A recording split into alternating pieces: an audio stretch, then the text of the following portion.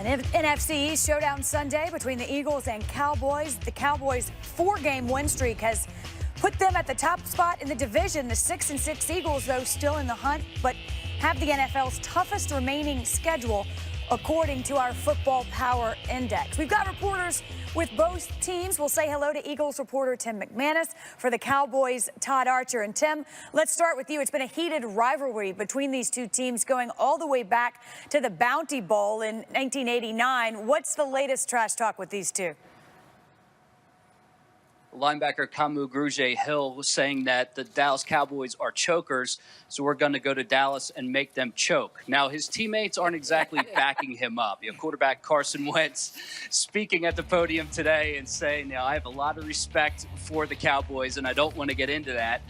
Coach Doug Peterson on a conference call with the Dallas media today saying the same thing that Wentz did, and adding that it's unfortunate that one of his players gave bulletin board material. Now, there's nobody in the building that thinks this is going to be like the make or break thing, right? There's so much on the line anyway that a little trash talk isn't going to decide who wins on Sunday. But if anything, it's looked at maybe not the smartest comments, because it's one that can certainly come back to bite Grugier-Hill. Maybe not. Maybe they're going to try to clean that one up. There's no question. Todd Archer, what is the Cowboys' mindset ahead of this game after winning 4 in a row? Yeah, Wendy, in all honesty, it's a lot like it was going into that Philadelphia game.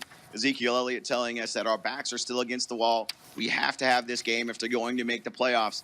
And you talk to Jason Garrett this week, and, a lot of coaches bring out motivational slogans or mousetraps and say, don't eat the cheese. But Garrett just say, hey, look, let's have a good practice on Thursday, and then we'll worry about Friday, then we'll worry about Saturday, and then we'll worry about game day. So none of the players are really buying into anything that was set up in Philadelphia yesterday or anything that happened leading into this game.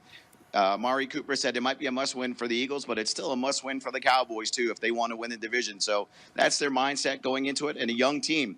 Cowboys have just 10 starters, quote starters, remaining from that 2016 team, still in the same positions they're in right now. So this is a young team still trying to find their way and not eating the cheese. Not eating the cheese. Todd Archer, thank you. And I will say this. It seems to me that one of Jason Garrett's biggest streak is his consistency. I mean, he just sets that even keel, doesn't get too high, doesn't get too low. A month ago when we said he was on his way out, now he's won 4 in a row. All right, running back spotlight. Darren, who do you like this weekend? I like Christian McCaffrey this week going up against the Cleveland Browns, and the Browns can't stop a versatile running back. They've had troubles with Melvin Gordon a few weeks ago, James Conner, guys that are versatile, can catch the ball out of the backfield, run between tackles. They have those problems. And Christian McCaffrey has been on fire the last 4 games. Look for him to have another big day this week against this Cleveland Browns defense. All right, TB, who has a difficult matchup ahead? Well, I'll go with the Philadelphia Eagles running backs. I mean, it's going to be. Have you seen this Dallas Cowboy defense play lately? They're playing great. Well.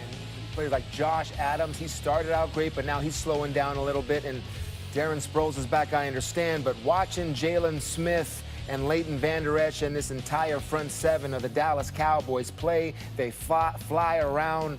I mean, the energy that they pursue with is tremendous. So I think this is going to be a tough matchup for the Philadelphia running game. All right, Darren, a running back you want regardless of the matchup. I'm going with Ezekiel Elliott this week. I think this is going to be a game that's going to have a playoff atmosphere, and the best playmaker on the field is going to show up, and that's Ezekiel Elliott. Listen, in the last 4 weeks, 115 touches, 667 yards, and 5 TDs, and he's had his way against this Eagles defense in the past.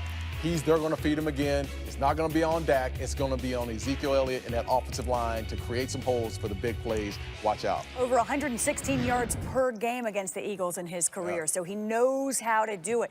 Please tell me you did not find a way, Teddy, to work in Saquon Barkley, because you cannot pick him for breakout. Just hear me out here. Breakout candidate, okay? Breakout candidate. Yes. It is Saquon Barkley of the New York Giants. And why is he breaking out? Because he continues to break records, okay? Breaking records.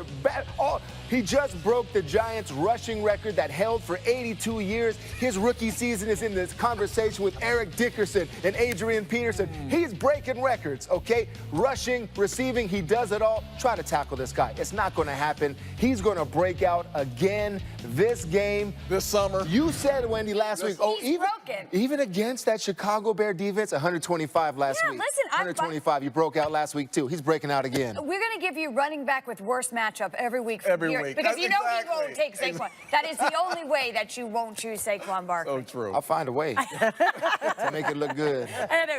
Turn those tables. Spin All that right. baby. One more angle here, the fantasy angle. Here's Matthew Berry. Oh, you know what? I'm skipping you. But what's the storyline? Will you go first, and then we'll get to Matthew Berry. Storyline. The running back storyline that we're watching this week is James Conner and the Pittsburgh Steelers. The Steelers already have ruled out James Conner. And yesterday, Jalen Samuels told Jeremy Fowler that he and Stephen Ridley are going to rotate. They're going to share. Jalen Samuels will start out the game. Ridley will come in for a series.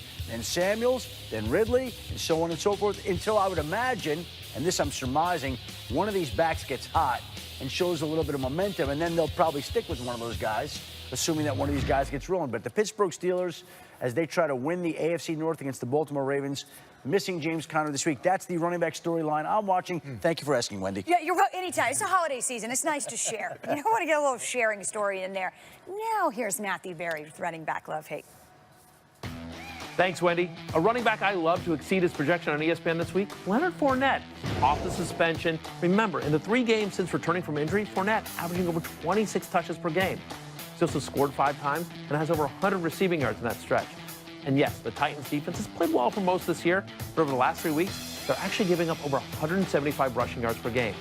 I want the over on Fournette's projection of 15.5. As for running back I'm not so crazy about this week, it's the Chiefs' Spencer Ware.